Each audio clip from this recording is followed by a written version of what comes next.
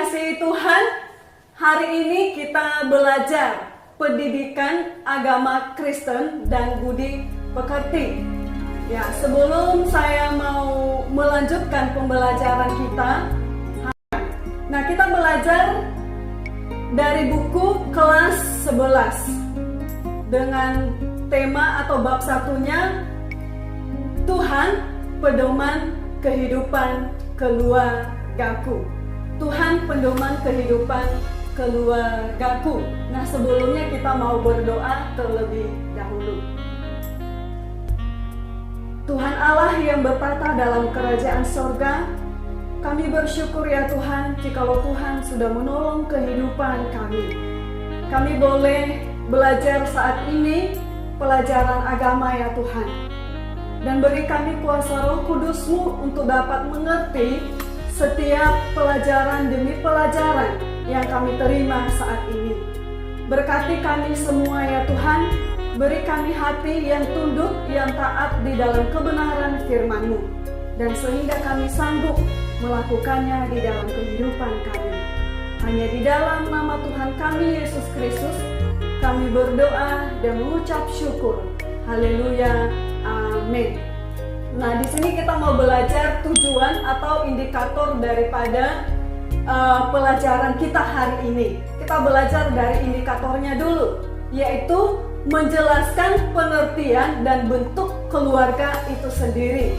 Kemudian menguraikan fungsi keluarga dan mengungkapkan peran Allah dalam kehidupan keluarga itu sendiri, menghayati dan memaknai peran Allah dalam kehidupan keluarga dengan menjunjung tinggi nilai Kristiani, menuliskan dan menyampaikan kesaksian pribadi tentang peran Allah dalam kehidupan keluarga beserta titik. Nah, kita mau belajar pertama yaitu pengertian keluarga itu sendiri. Nah, di situ ada titiknya ya, anak-anak sekalian, apa yang dimaksud dengan keluarga? Dan yang kedua, apakah sama artinya dengan rumah tangga, dengan keluarga? Dan siapa aja anggota keluarga itu sendiri? Nah, anak-anak sekalian, pasti kalian punya jawaban masing-masing yang berbeda. Tapi di sini Bu Mina, saya mau menjelaskan pengertian daripada yang dimaksud dari keluarga itu sendiri. Yang pertama adalah persekutuan sosial yang terkecil. Ya, persekutuan sosial yang terkecil di mana yang terdapat di dalam keluarga itu ada ayah, ada ibu, dan ada anak. Dan yang kemudian keluarga terbentuk apabila ada ikatan darah. Ya, ikatan darah di dalam maksud bagian ini yaitu memiliki hubungan ayah kandung atau anak kandung, atau ibu kandung dengan anak kandung. Jadi itu ikatan darah namanya ya, memiliki ikatan darah. Dia lahir dari ayah itu sendiri, bukan yang diadopsi. Terus yang kemudian mereka satu daging di dalam bagian ini ada pernikahan yang sudah diberkati oleh Allah itu sendiri. Itu yang namanya satu daging. Kita mau baca Alkitab dari Kejadian pasal 2 ayat 24. Sebab itu seorang laki-laki akan meninggalkan ayahnya dan ibunya dan bersatu dengan istrinya sehingga keduanya menjadi satu daging. Ya, itu adalah ikatan pernikahan yang sudah ditentukan Allah di dalam kehidupan manusia, yaitu mereka satu daging. Itu yang disebut dengan keluarga. Jadi keluarga itu merupakan unit yang terkecil yang terbentuk di dalamnya ada ayah, ada ibu, dan ada anak, dan merupakan kelompok sosial yang terkecil juga. Itu adalah pengertian daripada keluarga itu sendiri. Terus di bagian yang kedua, apakah sama keluarga dengan rumah tangga? Ya, di sini saya mau menjelaskan keluarga itu adalah merupakan kelompok yang besar atau kelompok yang terdapat ada kakek, ada nenek, dan ada ayah, ada cucu, dan ada lain sebagainya keluarga. Tapi yang namanya rumah tangga yaitu awal di mana Allah memberikan pasangan hidup kepada manusia itu sendiri.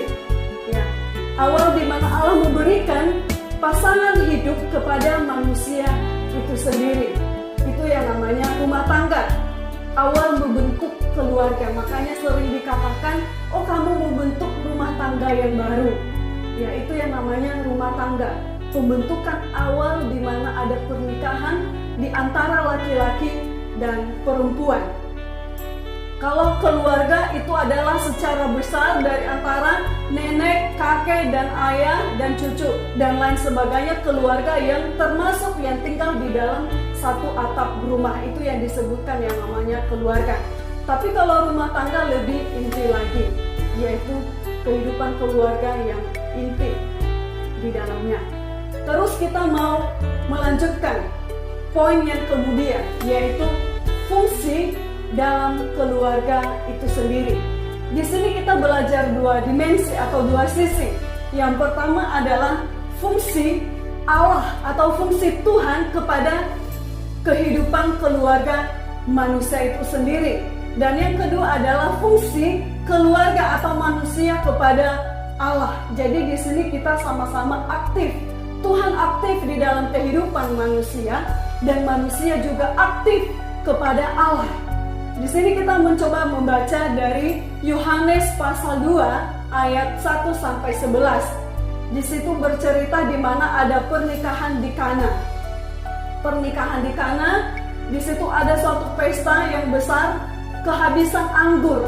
Ya, kehabisan anggur saat itu, ya, saat itu. Mereka kewalahan, mereka bingung, mereka khawatir apa nanti akan diberikan kepada tamu-tamu mereka dengan anggur yang tidak ada. Nah, di sini Tuhan berperang, ya. Di sini Tuhan berkarya. Di sini Tuhan memberikan mujizat kepada keluarga yang mengadakan pesta ini tadi. Jadi Tuhan berperang untuk menolong keluarga yang membutuhkan anggur ini. Akhirnya dengan dia mengadakan mujizat yang besar, disitulah terdapat anggur diberikan kepada orang-orang yang datang ke pesta pada saat itu. Jadi di sini kita belajar, teman-teman, adik-adik dan anak-anakku sekalian, bagaimana kita mau melibatkan Tuhan di dalam setiap kehidupan kita, termasuk di dalam keluarga kita. Mungkin saat ini ada suatu goncangan dengan adanya wabah virus corona saat ini, ya. Keluarga mungkin dengan segi ekonomi kita khawatir, ya.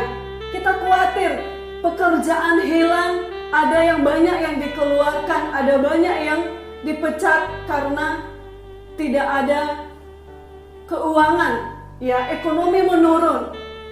Jadi di situ Tuhan berkata, kita tidak perlu khawatir, kita tidak perlu takut karena Tuhan sanggup mau menolong kita. Kalau Tuhan sanggup menolong, memberikan mujizat kepada pernikahan di Kana saat itu, masakah kita ragu kebaikan Tuhan sampai saat ini? Dia sanggup menolong keluarga kita masing-masing. Nah, bagi anak-anak yang saat ini mendengarkan pelajaran saat ini, mungkin ayah, papanya, mamanya khawatir dengan ekonomi yang tergoncang saat ini. Katakan kepada ayah dan mama di rumah, "Ma, jangan khawatir.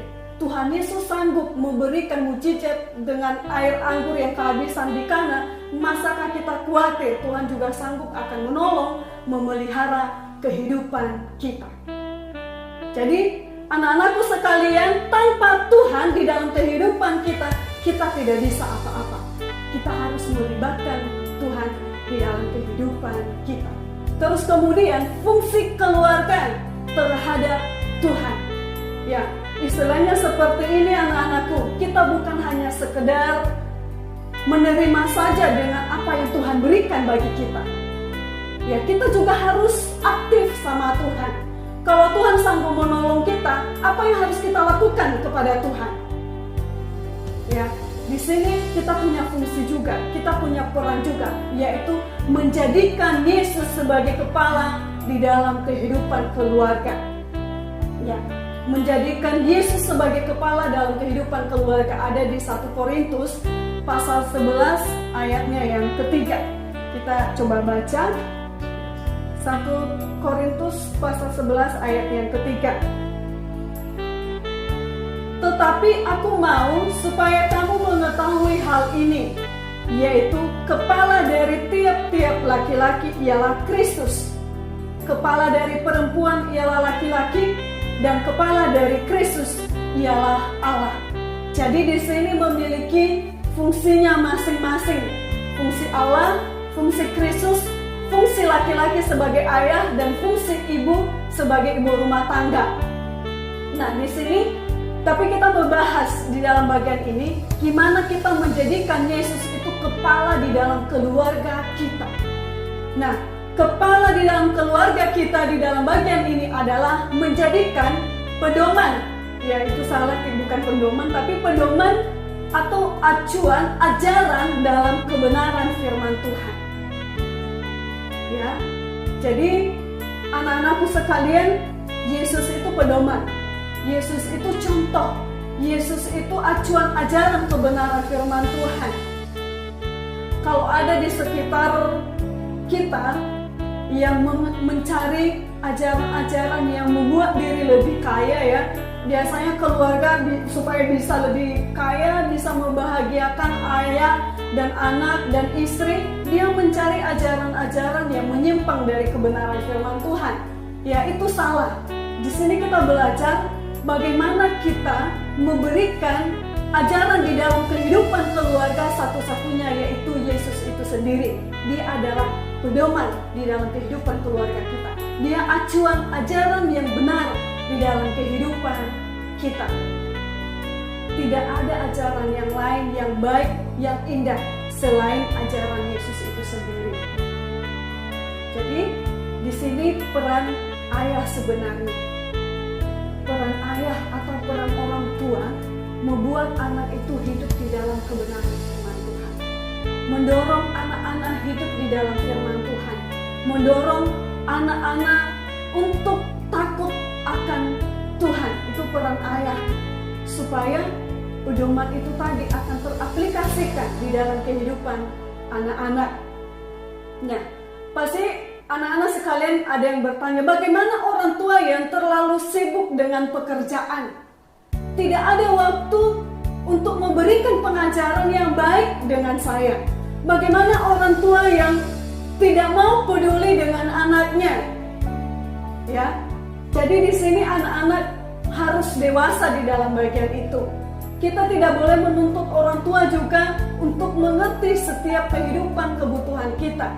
Tapi satu hal, bagaimana kamu belajar menanggapi, menyikapi setiap apa yang terjadi di dalam kehidupan keluarga. Yang pertama, yang perlu saya kasih contoh kepada anak-anakku sekalian. Ketika ayah tidak ada waktu untuk mendorong kalian untuk membaca kebenaran firman Tuhan di rumah, tidak ada waktu untuk berdoa, mungkin tidak ada waktu untuk bernyanyi menyembah Tuhan di rumah, mengadakan mesbah keluarga, kamu bisa dewasa secara rohani sendiri. Kamu ambil waktu, datang ke kamar, tutup pintu, kamu berdoa di hadapan Tuhan. Kamu baca Alkitab di hadapan Tuhan. Kamu harus mengerti dengan keadaan orang tua. Tidak harus dengan orang tua, tapi kita belajar memacu diri kita sendiri, bagaimana kita bisa dewasa rohani di hadapan Tuhan tanpa ada orang di sekitar kita. Percaya anak-anakku sekalian, ketika kalian melakukan hal seperti itu, secara pelan-pelan papa dan mama pasti akan mengikuti seperti kalian.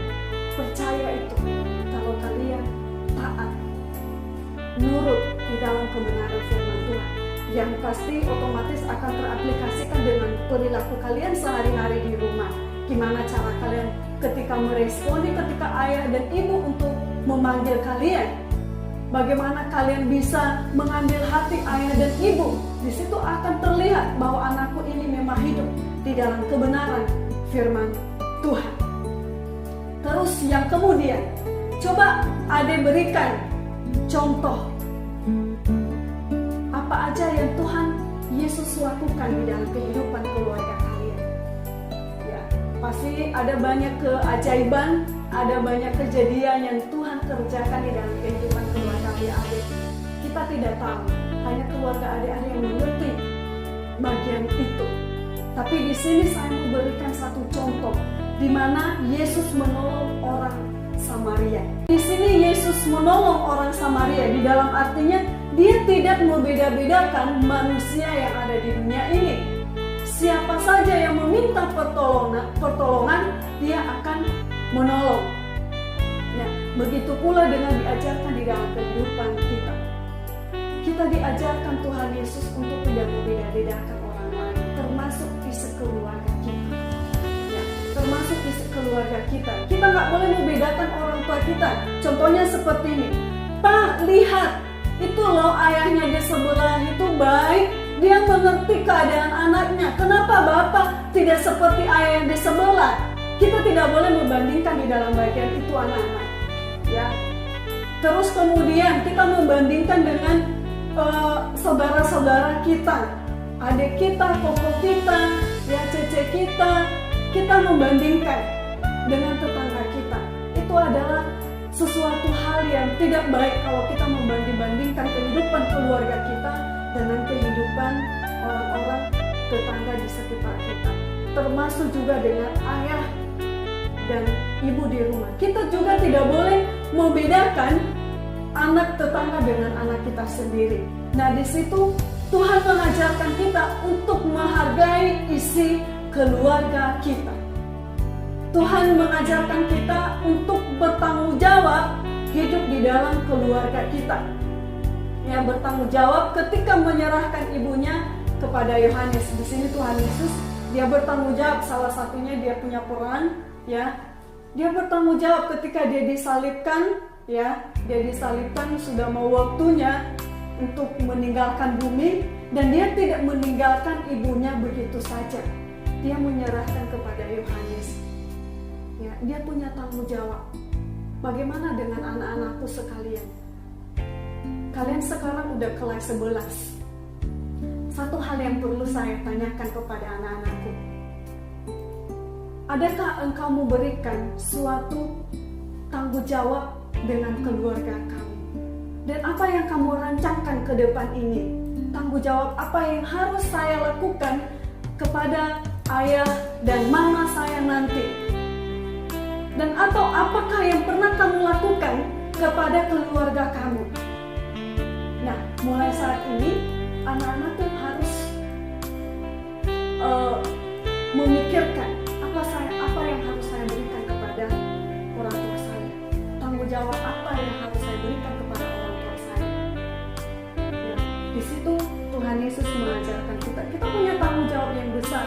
Kita saling menghormati orang tua, menghormati ayah, menghormati adik-adik di sekitar kita. Sekalipun dia adik kita, punya tanggung jawab untuk menghargai. Kita saling memahami, kita saling menghormati di dalam anggota keluarga kita. Terus yang kemudian kita belajar ada beberapa fungsi keluarga menurut para sosiolog. Yang pertama adalah fungsi biologis. Fungsi biologis di sini yaitu bagaimana anggota keluarga atau ayah kepala keluarga memenuhi kebutuhan anggota keluarga itu sendiri, ya, dari segi makanan, dari segi gizi, dan memelihara dan merawat anggota keluarga itu sendiri. Terus yang kemudian bukan hanya itu, mungkin hal yang canggung bagi kita, ya, yaitu kebutuhan biologis dari hubungan suami istri. Itu juga butuh, ya, itu juga butuh. Kalau tidak memenuhi di dalam bagian itu, angka suatu perceraian itu tinggi. Kenapa? Kebutuhan secara biologis dengan suami istri kurang. Nah, di sini dengan ayah dan ibu harus saling memahami di dalam bagian ini, ya. Tapi di sini lebih condong di dalam pembahasan memberikan kebutuhan kesehatan perawatan bagi isi keluarganya itu sendiri. Terus fungsi sosialisasi. Fungsi sosialisasi di dalam bagian ini di mana kita di dalam hubungan keluarga adalah tempat pembentukan kepribadian anak. Ya, ada komunikasi, ya, ada jalin hubungan satu dengan yang lain. Kalau kehidupan keluarga seperti kuburan, ya, tidak ada suasana aman di dalam keluarga itu sendiri. Tidak ada suasana yang damai, tapi yang ada adalah sesuatu hal yang tidak enak di dalam kehidupan keluarga, seperti orang asing yang kita tidak kenal di dalam keluarga. Jadi, kalau kita sudah berkumpul di dalam kehidupan keluarga, ayah, ibu, adik, waktu kita lah bercanda, bermain bersama untuk bersosialisasi, ada komunikasi yang baik. Terus kemudian fungsi afeksi yang berhubungan dengan kasih, sayang, keintiman, perhatian, dan rasa aman yang tercipta di dalam keluarga itu sendiri. Istilahnya seperti ini. Kita di dalam keluarga itu bukan menciptakan neraka. Ya, kita bukan menciptakan neraka. Ada banyak konflik-konflik di dalam kehidupan keluarga. Kenapa? Salah satunya karena rasa nyaman itu tidak ada. Kenapa rasa nyaman tidak ada? Karena kasih sayang itu tidak ada. Ciptakan dulu rasa nyaman. Seperti yang saya katakan tadi, rasa nyaman itu mulai dari komunikasi yang baik bagi kehidupan keluarga. Mulai dari komunikasi yang saling mengerti satu dengan yang lain, maka rasa nyaman itu akan tercipta di dalam kehidupan keluarga. Nah, contoh yang paling terdekat, kita punya tugas di sekolah. Ya, tidak ada tempat untuk kalian bertanya selain kepada orang tua kalian sendiri. Bertanya, Pak, saya punya tugas, saya susah seperti ini. Bagaimana caranya? Itu salah satu hal yang terkecil untuk kalian bisa menjalin komunikasi kepada orang tua kalian. Maka rasa nyaman itu tadi akan ada secara otomatis di dalam kehidupan keluarga. Ciptakan komunikasi yang baik, maka rasa nyaman itu pasti ada. Kalau tidak ada komunikasi yang baik di dalam kehidupan keluarga, otomatis tidak ada yang namanya rasa nyaman, kasih sayang. Terus kemudian fungsi religius. Nah, religius di dalam bagian itu mendorong berkembang anggota keluarga menjadi insan agama yang penuh ketakwaan kepada Tuhan Yang Maha Esa. Istilahnya mendorong anggota keluarga untuk hidup di dalam firman Tuhan. Ya, mendorong di dalam bagian ini kita menciptakan mesbah keluarga. Ya, mesbah keluarga setiap malam kita berdoa, kita bernyanyi, ya, kita mau memuji Tuhan. Disitulah akan terciptanya iman yang baik di hadapan Tuhan. Itu adalah tanggung jawab keluarga kepada anak. Terus fungsi protektif di dalam bagian ini bukan berarti posesif, ya. Posesif sama protektif itu beda, sangat beda jauh. Tapi protektif di sini lebih di dalam bagian memberikan perhatian yang baik kepada keluarganya dengan tujuan dalam bagian ini memberikan rasa yang nyaman secara perlindungan fisik bagi anak. Contohnya seperti ini. Anak-anak pergi keluar ke pesta, ya, pergi keluar ke pesta teman. Terus pamit dengan ayah atau ibu. Ibu berpesan, nanti pulangnya jangan lama-lama ya, Nak. Nah, itu salah satu. Terus kemudian ketika kalian sampai di tempat pesta, dia WA kalian lagi, Nak, kamu udah sampai. Nah, itu yang namanya bentuk perhatian ayah orang tua kepada anak. Ada kalanya anak-anak yang kalau misalnya orang tua terlalu banyak bertanya atau terlalu orang tua bertanya kehidupan anaknya, kamu ada di mana sekarang, kok kamu nggak kabari papa mama, kenapa kamu sampai di sana, kamu kok nggak kasih tahu. Nah, di situ anak-anak sebenarnya risih sekali, ini kok ayah saya kok protektif sekali, apa-apa mesti di WA. Itu tidak baik. Itu sebenarnya anak-anakku yang sekalian, dia hanya memberikan bentuk perhatian kepada kalian. Itu karena dia peduli, itu karena dia sayang, itu karena dia pengen tahu keberadaan kalian di mana. Coba kalau nggak mau tahu kamu ada di mana, dia nggak pernah WA kamu, dia nggak pernah tanya kabar kamu, gimana perasaan anak-anakmu. Pasti kalian sedih, merasa kenapa saya ini nggak dipedulikan, seperti bukan anak mereka. Jadi bersyukur kalau orang tua akan bertanya keberadaan kalian ada di mana. Itu contoh yang kecil.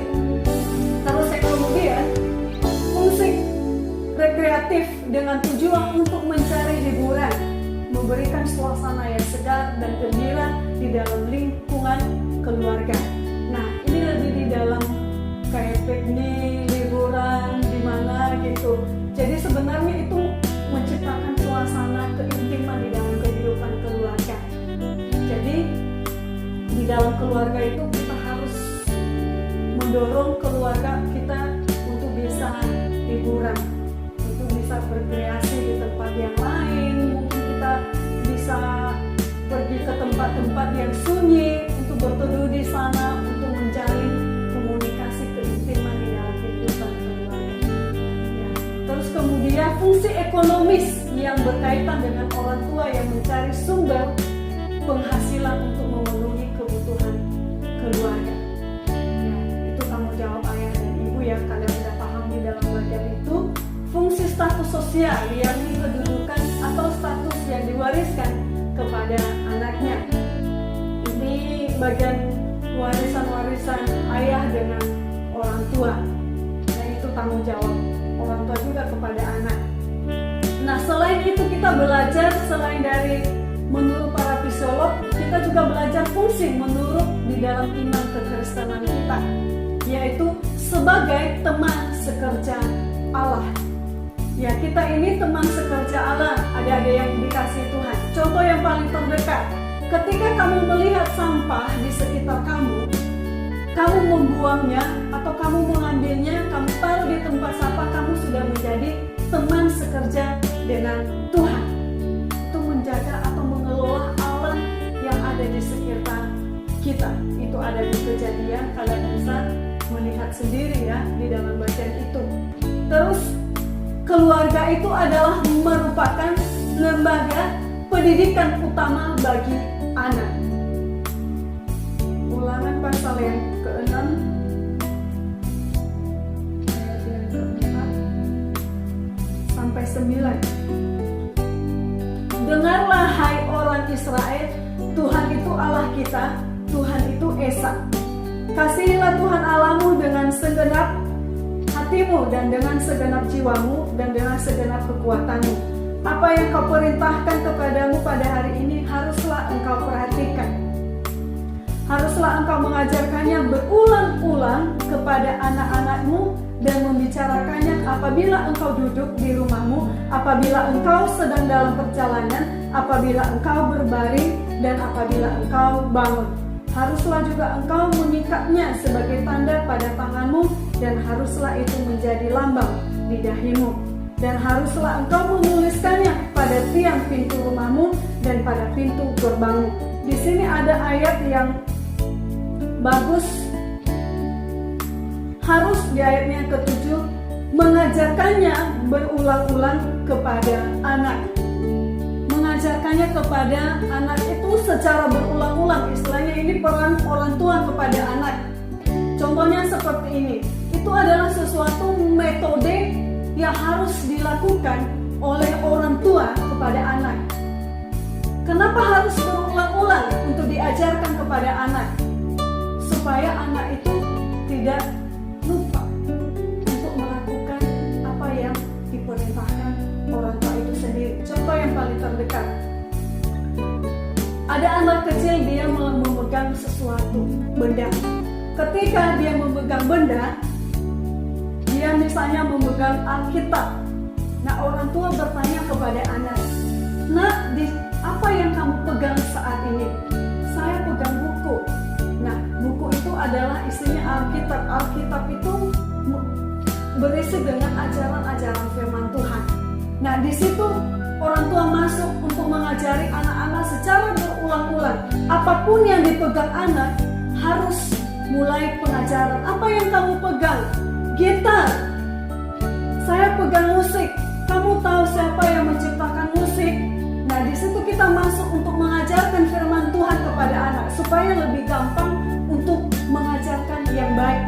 Jadi mengajarkan firman kepada anak tidak harus buka Alkitab di depannya dia, tetapi apa yang dia sedang pegang, apa yang sedang dia kerjakan, di situ kamu masuk untuk mengajar firman Tuhan kepada anak. Itu bagi orang tua, kita punya tanggung jawab untuk anak kita, mengajarkan berulang-ulang, ingatkan lagi kepada dia ketika dia lupa, ingatkan lagi. Di situ tanggung jawab kita, ajarkan berulang-ulang. Ketika kamu berjalan ke mall, ya, ketika kamu berjalan ke kebun, ketika kamu berjalan di rumah, dimanapun, kamu tetap ajarkan firman Tuhan kepada anak. Itu strategi yang Tuhan berikan bagi kita. Itu metode yang Tuhan ajarkan bagi kita untuk mengajar firman Tuhan di dalam isi keluarga kita. Jadi untuk mengajar firman Tuhan itu bukan di saat kita ada misbah, bukan di saat datang ke gereja, bukan di saat datang persekutuan doa, bukan. Tapi dimanapun, kapanpun, ada waktu untuk mengajarkan firman Tuhan kepada anggota keluarga kita, yang kemudian adalah wadah bagi semua anggota keluarga mengekspresikan kasih, kesetiaan, dan saling menghargai di dalam kehidupan. Ya. Poin yang kemudian, peran Allah dalam kehidupan keluarga. Di sini kita belajar, ya, inti daripada pelajaran kita saat ini, peran Allah di dalam bagian ini adalah menciptakan laki-laki dan perempuan. Tujuannya supaya mereka bisa bersatu, menciptakan laki-laki dan perempuan. Nah, anak-anakku sekalian, kalian tahu ada banyak situasi yang terjadi di dalam bagian ini. Dalam tanda kutip, ada yang bisa mencintai dengan sesamanya dia. Di sini Tuhan melarang, ya. Di sini Tuhan melarang. Dia menciptakan awal manusia, menciptakan laki-laki dan perempuan. Dia bukan menciptakan perempuan, enggak. Dan dia bukan juga menciptakan laki-laki, enggak. Dia nggak menciptakan jono dan jono, enggak. Dia juga nggak menciptakan butek sama butek, tidak. Tapi berlawanan, ya, berlawanan jenis. Ketika sesuatu anak-anak remaja, anak-anak Tuhan menyimpang dari hubungan kasih sayang dalam tanda kutip sesama jenis, ya, itu tidak baik. Tuhan melarang keras di dalam bagian itu. Dan bukan berarti kalian nggak merasakan saat ini, nggak ada konsekuensi saat ini. Kalaupun misalnya ada saat ini yang merasakan seperti ini, saat ini Bu Mina mau mengatakan bertobat, berubah di dalam bagian ini. Kamu belajar saat ini. Tuhan menciptakan laki-laki dan perempuan. Dia tidak menciptakan sama-sama laki-laki. Jadi tujuannya apa? Supaya bisa membentuk keluarga dan untuk meneruskan atau memberikan suatu keturunan kepada generasi selanjutnya, ya, supaya bisa bersatu di dalam bagian ini. Mereka satu daging, ya, seperti yang kita katakan dari atas. Mereka satu daging. Ketika mereka satu daging, ada hubungan suami istri, maka menghasilkan buah, yaitu anak itu sendiri. Nah, terus yang kemudian ketika dia menciptakan laki-laki, ada hubungan pernikahan suami istri di dalamnya, maka ada konsekuensi yang harus diterima oleh manusia itu sendiri, yaitu dia meninggalkan ayah dan ibunya. Ya, dia meninggalkan ayah ibunya, sesuatu hal yang sangat sulit, ya, bagi anak-anak Tuhan yang sudah rasa dekat dengan ayahnya, yang mungkin sudah rasa dekat dengan ibunya. Dia meninggalkan itu harga yang harus dibayar. Meninggalkan ayah dan ibunya untuk bersatu dengan istri, dengan suami yang sudah Tuhan tentukan bagi mereka. Terus yang kemudian, ayah mengaruniakan buah hati kepada keluarga tadi yang sudah dibentuk dalam suami istri yang sudah ditetapkan Tuhan, yang sudah diberkati Tuhan. Ayah dan ibu punya fungsi untuk membawa anggota keluarga mengenal kebenaran firman Tuhan. Kita kita bisa melihat gambar di sebelah ini yang ada gambar Alkitabnya, ya, ada gambar doa di situ, ada anak, ada ibu, dan ada ayah di situ, ya. Kita coba memperhatikan gambar ini. Di situ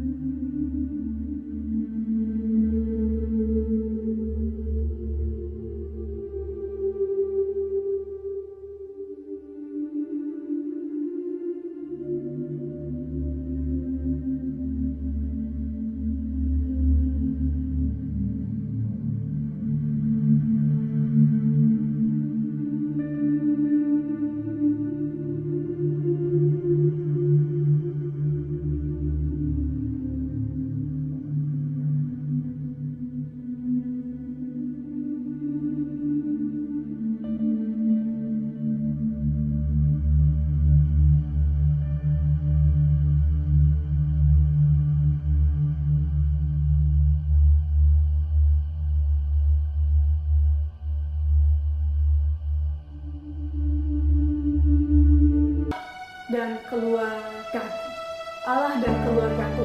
Anak itu memiliki dua dimensi di dalam bagian ini. Masih remaja, dia menjadi anggota keluarga kita, atau masih berkumpul dengan ayah dan ibu, dengan saudara-saudara yang lain. Ketika dia dewasa, dia membentuk keluarga, maka dia pisah dengan ayah dan ibunya. Nah, maka dari sini ortu atau orang tua menyadari perannya untuk mendidik anaknya. Kenapa tujuannya? Supaya ketika dia membentuk keluarga, dia sudah berisi di dalam bagian ini, dia sudah terisi kebenaran firman Tuhan, dia sudah terbentuk bagaimana cara membentuk keluarga sesuai firman Tuhan. Kenapa? Karena ada ajaran dari orang tua itu sendiri. Jadi orang tua itu harus mempersiapkan anak terlebih dahulu sebelum dia membentuk keluarga. Nah, anak-anakku sekalian, pasti kalian bertanya saat ini, loh, saya kan masih baru kelas 11, saya masih SMA, kok saya sudah belajar tentang keluarga di dalam bagian ini? Kan saya masih belum ada waktu untuk membentuk keluarga.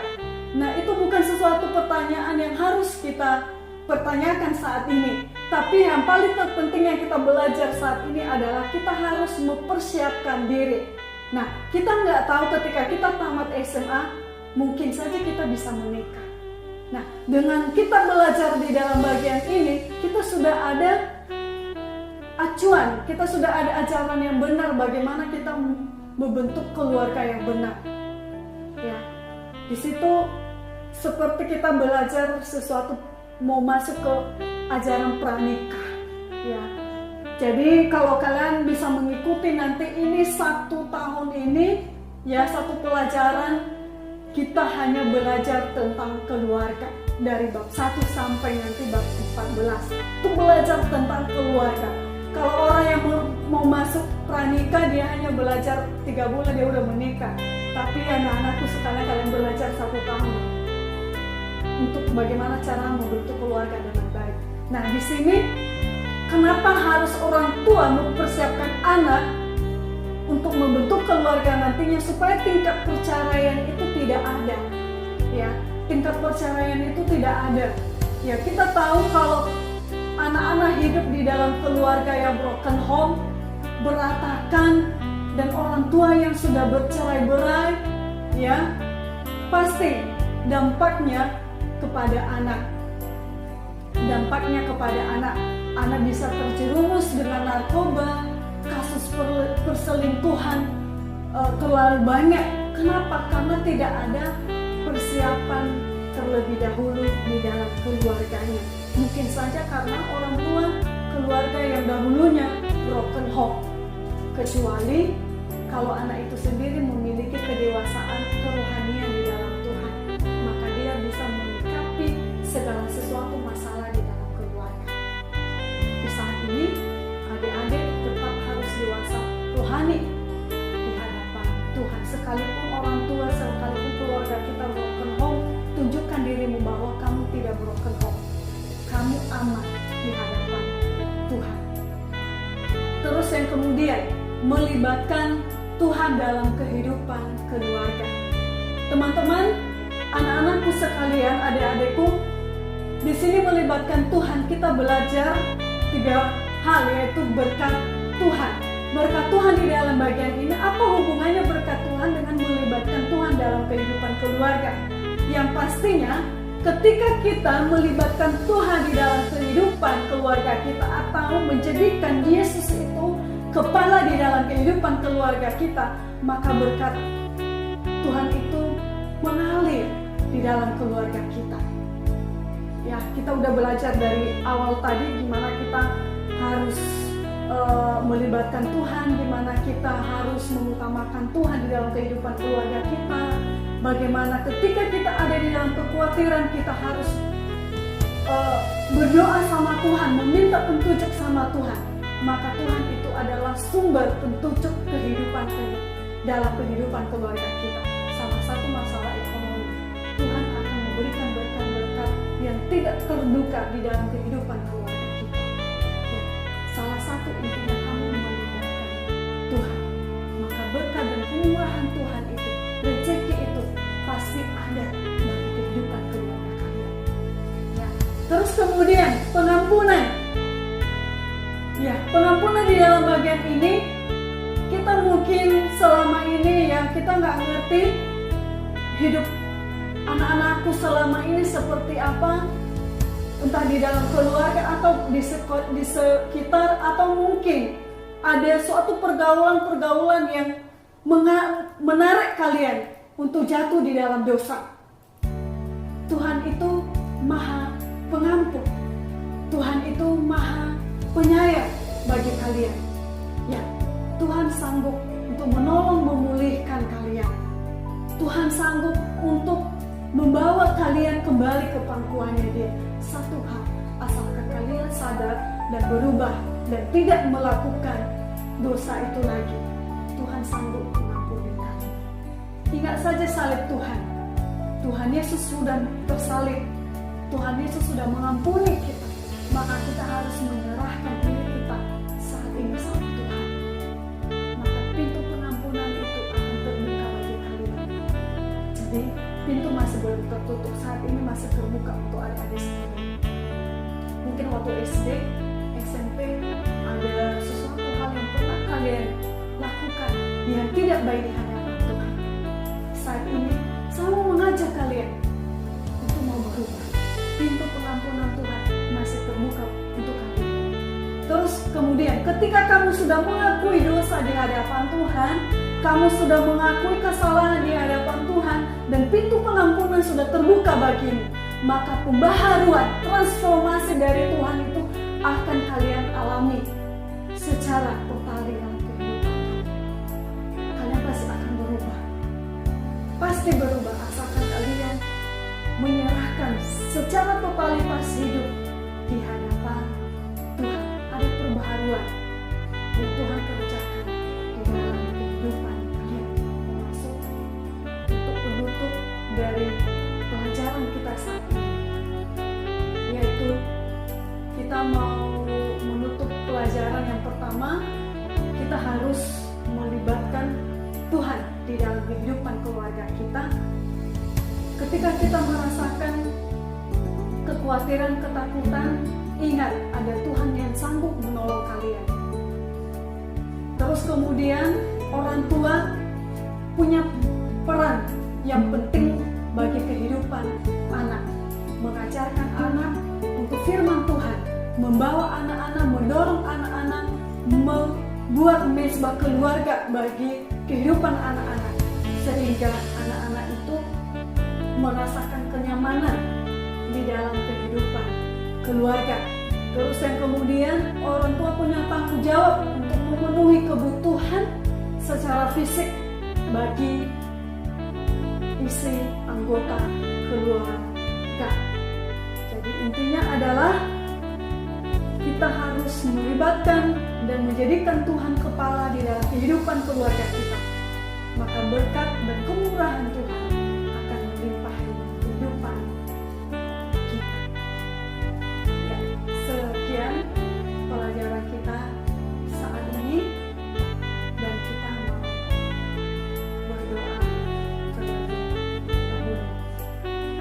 Terima kasih Tuhan Yesus atas pelajaran hari ini. Keluargaku adalah berkat ilahi dari Tuhan. Engkau telah menjaga keluargaku sampai kini. Firman dan anugerah-Mu kiranya dapat kami hayati di dalam setiap kehidupan kami. Sehingga keluarga kami dipenuhi kasih sayang yang melimpah di dalam Tuhan. Jadikan kami keluarga yang hidup di dalam kebenaran firman Tuhan. Terima kasih Tuhan. Hanya di dalam anak-Mu Yesus Kristus kami berdoa